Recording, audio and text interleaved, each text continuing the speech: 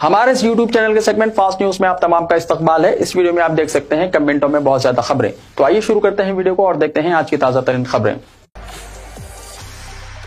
Girls hostel के washroom में खुफिया कैमरा। हैदराबाद के इंजीनियरिंग कॉलेज के पास तलबा का एहतजाज। शहर के मुजाफाती इलाके मिर्चल के एक इंजीनियरिंग कॉलेज के गर्ल्स हॉस्टल में पेश आए एक शर्मनाक वाक़े ने तलबा में बरहमी की लहर पैदा कर दी है। हॉस्टल के वॉशरूम में खुफिया कैमरे नस्ब होने का इंकशाफ होने पर तलबा ने जबरदस्त एहतजाज किया। ये वाक़या कल रात सामने आया जब कुछ तालिबात ने शुबा जाहिर किया है कि हॉस्टल के वॉशरूम में खुफिया कैमरे नस्ब किए गए हैं। यह खबर जंगल में आग की तरह फैल गई और देखते ही देखते तलबा कॉलेज के पास जमा होकर एहतजाज करने लगे। पुलिस ने लड़कियों के हॉस्टल के वॉशरूम्स में मुबैना वीडियो रिकॉर्डिंग पर प्राइवेट इंजीनियरिंग कॉलेज के तलबा के एहतजाज के वाक़े में 7 मुश्तबा अफराद को हिरासत में ले लिया है। हॉस्टल के वर्कर्स के मोबाइल फोन्स को जब्त कर लिया गया और उनकी जांच की गई ताकि इस बात का पता चलाया जा सके कि आया इनके सेल फोन्स में वीडियो रिकॉर्डिंग मौजूद है। इस मसले पर गुज़िश्ता रात मिर्चल के इस प्राइवेट इंजीनियरिंग कॉलेज में तलबा ने शदीद एहतजाज किया था और मुलजिमीन के खिलाफ कार्रवाई का मुतालबा किया था। उन्होंने इल्जाम लगाया कि हॉस्टल के बास मुलाजिमीन ने वॉशरूम्स में लड़कियों की वीडियोस की खुफिया रिकॉर्डिंग की है। तलबा ने इंतबाह देते हुए कहा कि वॉशरूम्स में रिकॉर्डिंग करदा वीडियोस अगर सोशल मीडिया पर आ गई तो साबिक वजीर और BRS के रुकन असम्बली मल्ला रेड्डी जो कॉलेज के जिम्मेदार हैं इनको जिम्मेदारी कबूल करनी पड़ेगी। इस एहतजाज के बाद पुलिस वहां पहुंची जिसने एहतजाजियों को तयक़ुन दिया कि जिम्मेदारों के खिलाफ कार्रवाई की जाएगी। उन्होंने एहतजाजियों के जज्बात को सर्द किया। इस सिलसिले में कोई रस्मी शिकायत दर्ज नहीं की गई है। तहम पुलिस ने FIR दर्ज करते हुए पूछताछ के लिए हॉस्टल के 7 मुलाजिमीन को हिरासत में ले लिया। तेलंगाना में हर साल 3 जनवरी को वुमेन्स टीचर्स डे मनाया जाएगा। खवातीन को तालीम याफ्ता बनाने के लिए अनथक मेहनत करने वाली समाजी मुस्लह सावित्री बाई फुले की जयंती हर साल तेलंगाना में खवातीन असातिज़ा के दिन के तौर पर मनाने का ऐलान किया गया है। चीफ मिनिस्टर रेवंत रेड्डी ने हिदायत दी है कि 3 जनवरी को सावित्री बाई फुले की जयंती के मौके पर खवातीन असातिज़ा के दिन के तौर पर मनाया जाए। चीफ मिनिस्टर ने कहा कि इस सिलसिले में बाज़ाब्ता अहकाम जारी कर दिए गए हैं। उन्होंने मज़ीद कहा कि हुकूमत सावित्री बाई फुले के ख्वाबों को पूरा करने के लिए पुरअज़्म है। उन्होंने सावित्री बाई की तारीफ करते हुए कहा कि वो भारतीय मुआशरे में तारीखी तब्दीलियों की बुनियाद रखने वाली शख्सियत थीं। सावित्री बाई ने खवातीन की तालीम को अहमियत दी और पसमानदा तबकात के लिए इंसाफ के हुसूल के लिए अपनी जिंदगी वक्फ कर दी। चीफ मिनिस्टर ने कहा कि सावित्री बाई का खवातीन की तालीम, सफ़ी इम्तियाज़ के खात्मे और ज़ात पात के अदम मसावत के खिलाफ जिद्दोजहद हर फर्द के लिए एक तहरीक है। उन्होंने जोर दिया कि हुकूमत सावित्री बाई के नज़रियात को हकीकत में बदलने के लिए काम कर रही है।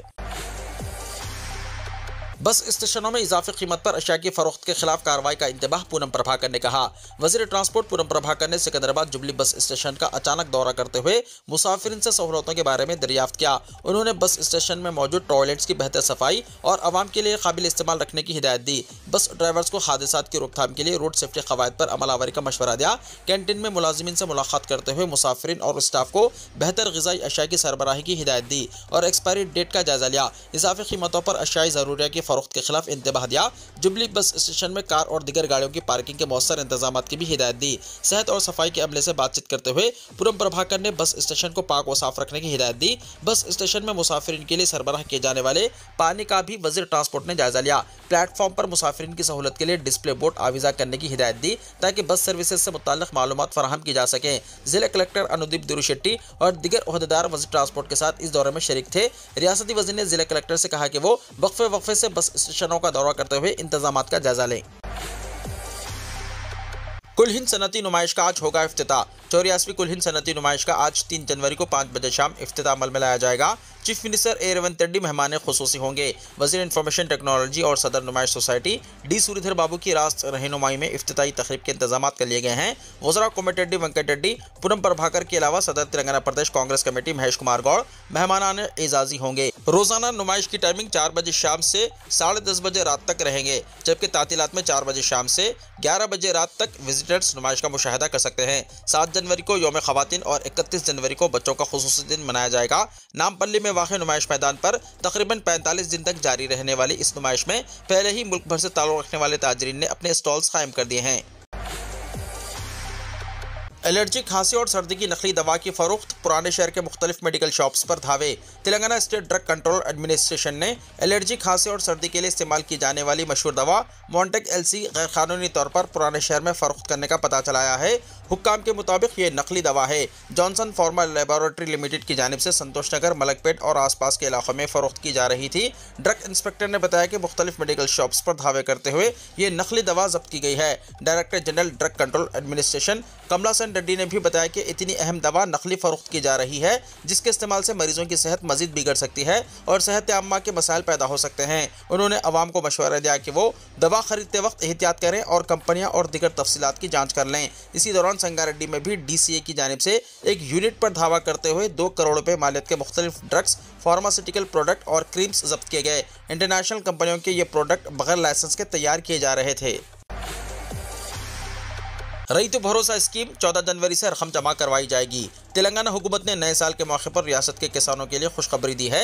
इसने फसल उगाने के लिए रईतु भरोसा स्कीम के तहत हुकूमत की तरफ से रकम किसानों के बैंक खातों में जारी साल 14 जनवरी से जमा कराने का फैसला किया है। काबीनी ज़ैली कमेटी की तश्कील अमल में लाई गई थी ताकि रईतु भरोसा स्कीम के गाइडलाइंस तैयार किए जा सकें। इस कमेटी का इजलास जुमेरात को सेक्रेटेरिएट में मुनक्किद हुआ, जिसकी सदारत डिप्टी चीफ मिनिस्टर मल्लू भट्टी विक्रमार्का ने की। इजलास में रियासती वज़रा नागेश्वर राव, P. श्रीनिवास रेड्डी, कोमटिरेड्डी वेंकट रेड्डी और दीगर ओहदेदारों ने शिरकत की। बताया जाता है कि इजलास में काबीनी ज़ैली कमेटी ने रईतु भरोसा स्कीम के गाइडलाइंस के सिलसिले में तफसीली तौर पर तबादला ख्याल किया। ज़राए के मुताबिक कमेटी ने सिर्फ काश्त करने वाले किसानों के लिए ही रईतु भरोसा स्कीम पर अमल आवारी का फैसला किया है। पेशरू BRS हुकूमत के बरखिलाफ काबीनी ज़ैली कमेटी ने रईतु भरोसा स्कीम के लिए दरख्वास्तों की तलबी का फैसला किया है। इस महीने की 5 ta 7 तारीख को किसानों से दरख्वास्तें वसूल की जाएंगी और इन दरख्वास्तों का तज्जिया करने के बाद तरीक़ेकार को खतियत दिया जाएगा। ऐसा समझा जाता है कि हुकूमत सैटेलाइट मैपिंग के जरिए काबिल काश्त अराजियात की निशानदही का मंसूबा रखती है और सिर्फ काश्त करने वाले किसानों को ही फसल उगाने के लिए ये माली इमदाद हुकूमत की जानिब से फराहम की जाएगी। इंतखाबात में किए गए वादे के मुताबिक हर साल फी एकड़ 15,000 रुपये की रकम देने का फैसला किया गया है। इसमें कमी नहीं की जाएगी। लड़कियों को स्कूटी आखिर कब मिलेगी? रुकन कानून साज कौंसिल के कविता ने कल हैदराबाद में जिले के कायदीन के साथ इजलास तलब किया। बिलखुसूस बोधन के कायदीन ने बड़ी तादाद में शिरकत की। साबिक रुकन असम्बली शकील आमिर की अहलिया आयशा फातिमा, साबिक रुकन असम्बली निजामाबाद अर्बन गणेश गुप्ता के अलावा दीगर कायदीन ने इसमें शिरकत की। इस मौके पर मुखातिब करते हुए के कविता ने कहा कि कांग्रेस पार्टी इख्तिदार में आने से पहले कई ऐलानात करते हुए इख्तिदार हासिल किया है, लेकिन इन ऐलानात पर अमल नहीं किया जा रहा है। किसानों को रईतु भरोसा देने का ऐलान किया गया था, लेकिन अब रईतु भरोसा की फराहमी के लिए शराइत आयद किए जा रहे हैं। उन्होंने अफसोस का इजहार करते हुए कहा कि 2 वक्त की रोटी फराहम करने वाले किसानों को रईतु भरोसा देने का हुकूमत का ऐलान सरासर गलत है। बगैर किसी शराइत के किसानों को रईतु भरोसा देने का मुतालबा क्या प्रजा पालना के नाम पर दरख्वास्त हासिल की गई थी, लेकिन दोबारा किसानों से शिकायत की जा रही है या इन्हें इस बारे में दरख्वास्त हासिल करना सरासर गलत है। किसान रईतु भरोसा के लिए दफातर के चक्कर काट रहे हैं। के कविता ने कहा कि चीफ मिनिस्टर रेवंत रेड्डी ने खवातीन को 2500 रुपए देने का ऐलान किया था और 18 साल मुकम्मल करने वाली लड़कियों को स्कूटी, कल्याण लक्ष्मी शादी मुबारक के तहत 1 तोला सोना और दीगर कई ऐलानात किए थे और इन ऐलानात पर अभी तक अमल नहीं किया गया। लिहाजा BRS कारकुन हुकूमत की नाकामियों को लेकर आवाम के दरमियान पहुंचकर हकीकत को वाज़ेह करें। मुकामी इदारे जात के इंतखाबात के पेश नज़र BRS कायदीन से तैयारियां करने की ख्वाहिश की गई है। टॉस SSC और इंटर एग्जाम्स 22 जनवरी फीस की आखिरी तारीख। टॉस SSC और इंटरमीडिएट के एग्जाम्स का शेड्यूल जारी कर दिया गया है। ये एग्जाम्स अप्रैल में होंगे। डॉक्टर टॉस PV श्रीहरि ने कहा है कि बगैर लेट फीस के दाखिल करने की आखिरी तारीख 22 जनवरी होगी। 25 रुपये फ़ी पर्चा फीस दाखिल करने की आखिरी तारीख 29 जनवरी, 50 रुपये फ़ी पर्चे के हिसाब से फीस दाखिल कराने की आखिरी तारीख 3 फरवरी और तत्काल के तहत फीस दाखिल करने की आखिरी तारीख 6 फरवरी होगी। क्या शहर हैदराबाद ट्रैफिक सिग्नल से पाक हो जाएगा? ग्रेटर हैदराबाद म्युनिसिपल कॉर्पोरेशन की मेयर जी विजयलक्ष्मी की बात माने तो हैदराबाद अनकरीब ट्रैफिक सिग्नल से पाक शहर बन सकता है। मेयर हैदराबाद ने साल 2024 में कतियत दिए गए मुख्तलिफ प्रोजेक्ट्स की तफसीलात जारी की। सड़कों की तोसी के अलावा ट्रैफिक के निज़ाम को बेहतर बनाने के लिए ट्रैफिक सिग्नल फ्री हैदराबाद का मनसूबा है। 2000 करोड़ रुपए से सड़कों की तोसी का काम अंजाम दिया जाएगा, जबकि सिग्नल फ्री सिटी बनाने के लिए 5937 करोड़ के खर्च का मनसूबा है। रियासती हुकूमत ने हैदराबाद में तरक्याती प्रोजेक्ट्स की तरजीही बुनियादों पर तकमील का फैसला किया है और शहरी सहूलतों को बेहतर बनाने के लिए ग्रेटर हैदराबाद म्युनिसिपल कॉर्पोरेशन के तहत कई इक़दाम किए जा रहे हैं। मेयर हैदराबाद ने साल 2025 की मुबारकबाद पेश करते हुए नए प्रोजेक्ट्स की आजिलाना तकमील का अहद किया है। उन्होंने कहा है कि शहर की अहम सड़कों की तोसी के लिए 200 करोड़ रुपए मुख्तस किए गए हैं। अहम सड़कों में दबीरपुरा पुलिस स्टेशन था, नागाबोली, शेख फैज कमान था, दबीरपुरा फ्लाईओवर और शास्त्रीपुरम जंक्शन था फ्लकनुमा बस डिपो की सड़क शामिल है। ट्रैफिक के मसाइल से निपटने के लिए हैदराबाद, साइबराबाद और रच्चाकुंडा में 34 जंक्शन को तरक्की दी गई, जिस पर 233 करोड़ का खर्च आया है। JHMC ने हैदराबाद को सिग्नल फ्री सिटी बनाने का मंसूबा बनाया है ताकि सफर का वक्त कम किया जाए और आलूदगी पर काबू पाया जाए। इस प्रोजेक्ट पर 5,937 करोड़ रुपए का खर्च आएगा। जेजेएमसी ने 42 प्रोजेक्ट्स के जुमला 37 की तकमील की है, जिनमें फ्लाईओवर्स भी शामिल है। महाराष्ट्र और तेलंगाना की सरहद पर दहशत फैलाने वाला शेर पकड़ा गया। महाराष्ट्र के चंद्रपुर जिले के आत्मारामगुड़ा गांव में एक हफ्ते से जारी ऑपरेशन के दौरान वो खौफनाक शेर आखिरकार पकड़ा गया जिसने महाराष्ट्र और तेलंगाना की सरहद पर दहशत मचा रखी थी। शेर को एक पिंजरे में कैद करने के बाद बेहोशी का इंजेक्शन दिया गया और इसे चंद्रपुर के जू मुंतकिल कर दिया गया। शेर की मुनासिब देखभाल के बाद इसे ताडुबा आंधारी टाइगर रिजर्व में छोड़ने का मंसूबा बनाया गया है। शेर को पकड़ने के लिए एक हफ्ते तक जारी रहने वाला ऑपरेशन मुकामी अफराद के लिए सुकून का बाइस बना। यह खौफनाक दरिंदा महाराष्ट्र के चंद्रपुर जिले के राजवाड़ा तालुका के कई देहातों और तेलंगाना के आसिफाबाद जिले के सिरपुर टी मंडल में मुकीम अफराद के लिए खौफ का बाइस बना हुआ था। जराये के मुताबिक ये शेर अक्सर सर्दियों के मौसम में महाराष्ट्र से तेलंगाना की सरहदी जंगलात में आता है और खेतों और दही इलाकों में इंसानों पर हमला कर देता है। 29 नवंबर 2024 को कागजनगर मंडल के एक्सा गांव में शेर ने 21 साल खातून एम लक्ष्मी पर हमला करके इसे हलाक कर दिया था। 30 नवंबर 2024 सिरपुर टी मंडल के डबागुरम गांव में एक किसान पर भी हमला किया गया। तेलंगाना के महकमा जंगलात के हुक्काम ने शेर के पकड़े जाने की मुकम्मल तस्दीक नहीं की है। अलबत्ता ये बात वाज़ेह है कि महाराष्ट्र और तेलंगाना की सरहदी जंगलात इन शेरों की मौजूदगी की वजह से खतरनाक बनते जा रहे हैं, जो अक्सर इंसानों और उनके खेतों पर हमला करते हैं। शेर को जल्द से जल्द इलाज के बाद ताडुबा आंध्राई टाइगर रिजर्व में वापस छोड़ा जाएगा ताकि वो अपने कुदरती माहौल में लौट सके। इस कामयाब ऑपरेशन में मुकामी अफराद के लिए राहत की खबर है। गोलकुंडा किले में 3 से 5 जनवरी तक अपनी फौज को जानिए मेला। भारतीय फौज तारीखी किले गोलकुंडा में 3 से 5 जनवरी अपनी फौज को जानिए मेला 2025 की मेजबानी करेगी। तेलंगाना एंड आंध्रा सब एरिया हेडक्वार्टर्स के ज़रिए एहतमाम ये मेला मुनक्किद किया जा रहा है, जिसे आर्टिलरी सेंट्री हैदराबाद का भी ताउन हासिल है। आर्मी डे परेड 2025 के इब्तिदाई हिस्से के तौर पर यह मेला मुनक्किद किया जा रहा है। इस मेले से फौज की सलाहियतों और टेक्नोलॉजी क़ुव्वत को देखने का मिसाली मौका मिलेगा। इस मेले का मकसद फौज में भर्ती के ख्वाहिशमंद नौजवानों को इसमें शमूलियत की तरगीब और तहरीक देना भी है।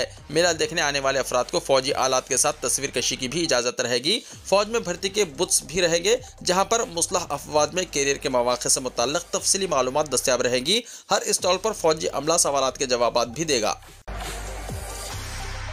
दिल्ली यूनिवर्सिटी के नए कॉलेज को मनमोहन सिंह का नाम दिया जाए। दिल्ली यूनिवर्सिटी के नए कॉलेज का इफ्तिताह वज़ीर आज़म मोदी के हाथों करने की तैयारी तकरीबन पूरी हो चुकी है। इस कॉलेज का नाम वीडी सावरकर के नाम पर रखा जाना है, लेकिन national students union of India के कौमी सदर वरुण चौधरी ने वज़ीर आज़म को खत लिखकर कॉलेज का नाम साबिक़ वज़ीर आज़म डॉक्टर मनमोहन सिंह के नाम पर रखने की गुजारिश की है। वरुण चौधरी ने डॉक्टर मनमोहन सिंह की विरासत को एहतराम देने के लिए तालीमी इदारों का नाम इनके नाम पर रखने का मुतालबा किया है। उर्स ख्वाजा मोइनुद्दीन चिश्ती रहमतुल्लाहि तआला अलैह पीएम मोदी ने भेजी चादर। उर्स जो काबिल एहतराम सूफी बुजुर्ग की सालाना यादगार है, मुल्क और दुनिया भर से अक़ीदतमंदों को अपनी तरफ मुतवज्जो करता है। ख्वाजा मोइनुद्दीन चिश्ती रहमतुल्लाहि तआला अलैह के 813वें उर्स शरीफ के मौके पर अजमेर शरीफ दरगाह पर चादर चढ़ाई जाएगी, जो साल 2014 में इख्तिदार संभालने के बाद से पीएम मोदी की मुसलसल 11वीं चादर है। दरगाह अजमेर शरीफ न सिर्फ बर्र सग़ीर बल्कि दुनिया भर में मशहूर है। यहाँ हर साल 6 रजबुल मुरज्जब को उर्स के मौके पर लाखों ज़ायरीन जमा होते हैं, जो ख्वाजा गरीब नवाज रहमतुल्लाहि तआला अलैह की मोहब्बत और एहतराम का मजहर है। दरगाह अजमेर शरीफ का तारीखी पस मंज़र ये बताता है कि यह मुकाम सिर्फ एक दरगाह नहीं बल्कि इंसानियत, मोहब्बत और रूहानी फैज़ का अजीम मरकज़ है। दरगाह अजमेर शरीफ हिंदुस्तान में वाक़ एक अजीम रूहानी मरकज़ है, जो हज़रत ख्वाजा मोइनुद्दीन चिश्ती रहमतुल्लाहि तआला अलैह के मज़ार मुबारक पर मुश्तमिल है। ये दरगाह लाखों ज़ायरीन के लिए अक़ीदत और रूहानी तस्कीन का बाइस है। सब्जियों की कीमतों में ज़बरदस्त कमी, ग्राहकों को मिली बड़ी राहत, बेचने वालों की मुश्किलात में इजाफा। धनबाद के गोविंदपुर सब्जी मंडी में इस सर्दी के मौसम में सब्जियों की कीमतें काफ़ी कम हो गई हैं, जिसकी वजह से सारिफिन को बड़ी राहत मिल रही है। सब्जी फरोशों का कहना है कि मौसम की तब्दीली और मुकामी काश्तकारों की जानिब से पैदावार में इजाफे की वजह से सब्जियों की कीमतें आधी हो गई हैं और कई सब्जियां आधी से भी कम कीमत पर फरोख्त हो रही हैं। मंडी में सब्जियां बेच रहे नारायण मंडल ने कहा कि धनिया जो पहले 40 फी किलो में फरोख्त होता था, अब 20 रुपये में दस्तियाब है। इसी तरह टमाटर की कीमत 20 रुपये से कम होकर 10 रुपये फी किलो तक आ गई है। मूली जो पहले 20 रुपये फी किलो में फरोख्त होती थी, अब सिर्फ 8 रुपये में दस्तियाब है। उन्होंने ये भी कहा कि पहले वो अच्छी आमदनी हासिल करते थे, लेकिन अब वो बमुश्किल इतना कमा पा रहे हैं कि अपना पेट पाल सके, जिसकी वजह से सब्जी फरोशों को परेशानी का सामना करना पड़ रहा है। मंडी में एक और दुकानदार नरेश कुमार ने कहा कि गोभी की कीमत 40 रुपये से कम होकर 15 रुपये फी किलो तक पहुंच गई। बैगन जो पहले 70 से 80 रुपये में फरोख्त होते थे, अब 40 से 50 रुपये के दरमियान फरोख्त हो रहा है। सब्जियों की कीमतों में इस कमी से गरीब और मुतवस्सित तबके के खानदानों को काफी राहत मिली है, लेकिन किसानों और बेचने वालों को इससे नुकसान का सामना करना पड़ रहा है। नरेश कुमार के मुताबिक सब्जियों की कीमतों में कमी की बड़ी वजह मौसम में तब्दीली और जायद पैदावार है। इस कमी की वजह से जहां सारिफिन को सब्जियां सस्ती मिल रही हैं, वहीं बेचने वालों को माली नुकसान हो रहा है। चीन में नए वायरस का कहर, ताहाल 170 अफराद हलाक। कोरोना वबा की खौफनाक यादें अब भी जहन में ताज़ा हैं। अब चीन में एक बार फिर नए वायरस का कहर देखने को मिल रहा है। रिपोर्ट्स के मुताबिक हॉस्पिटल्स और शमशान घाट में भीड़ लगी हुई है, यानी इमरजेंसी जैसे हालात पैदा हो गए हैं। सोशल मीडिया पर चीन में एक साथ कई वायरस के हमला और वबा की खबरें हैं। ह्यूमन मेटान्यूमा वायरस यानी HMPV का इन्फेक्शन तेजी से बढ़ रहा है और तिब्बी बहरान पैदा हो गया है। आलमी इदारे सेहत ने चीन में नए कोरोना वायरस वबा को आलमी तिब्बी इमरजेंसी माना है। डायरेक्टर जनरल ने जेनीवा में बताया कि चीन में अब इस नए वायरस ने 18 मुख्तलिफ ममालिक में 7,834 लोगों को मुतासिर कर दिया है। इस वायरस से 170 अमवात भी हो गई हैं। हालांकि सभी महलूकीन चीन में ही हैं। शाम के साबिक सदर बशारुल असद को जहर देने की कोशिश। शाम के साबिक सदर बशारुल असद की सेहत के ताल्लुक से तशवीशनाक खबरें मौसूल हो रही हैं। इत्तलात के मुताबिक इन पर जहर देने की कोशिश की गई थी, जिसके बाइस वो शदीद खांसी और सांस लेने में दिक्कत का शिकार हुए। 29 दिसंबर को बशारुल असद की सेहत के खराब होने की खबर आई। डॉक्टरों ने उनका मुआयना किया और टेस्टों में जहरीले मवाद की मौजूदगी का इशारा मिला। अगरचे उनकी सेहत अब मुस्तहकम बताई जा रही है, लेकिन इस मामले की तहकीकात जारी है। रूस के एक साबिक इंटेलिजेंस अफसर ने इस बात की तस्दीक सोशल मीडिया पर की, लेकिन रूसी हुक्काम की जानिब से कोई सरकारी बयान जारी नहीं हुआ। शाम में बागी फोर्सेस ने दारुल हुकूमत दिमिश्क पर कब्जा कर लिया था, जिसके बाद बशारुल असद अपने अरकान खानदान के साथ शाम से फरार होकर रूस चले गए। इस दौरान सोशल मीडिया पर यह अफवाहें भी गर्दिश करती रही कि बागियों ने उनके तैयारे को तबाह कर दिया। ताहम रूस ने बाज़ाब्ता तौर पर इस बात की तस्दीक की कि उन्होंने बशारुल असद को सियासी पनाह दी है। बशारुल असद की ज़ाती ज़िंदगी से मुताल्लिक़ भी एक खबर मंजर आम पर आई, जिसके मुताबिक उनकी अहलिया अस्मा अल असद ने इनसे अलहदगी की दरख्वास्त दी है। अस्मा, जिन्होंने लंदन में एक शामी खानदान में जन्म लिया और वहीं परवान चढ़ी, साल 2000 में शाम आई और इसी साल बशारुल असद से शादी की। वो इस वक्त से शाम की खातून अव्वल के तौर पर जानी जाती हैं। वीडियो को लाइक शेयर कीजिए और हमारे इस YouTube चैनल को सब्सक्राइब करते हुए इसके बेल आइकॉन को भी प्रेस कर लीजिए, ताकि ऐसी ही ताज़ा तरीन खबरें आइंदा भी आपको मिलती रहें।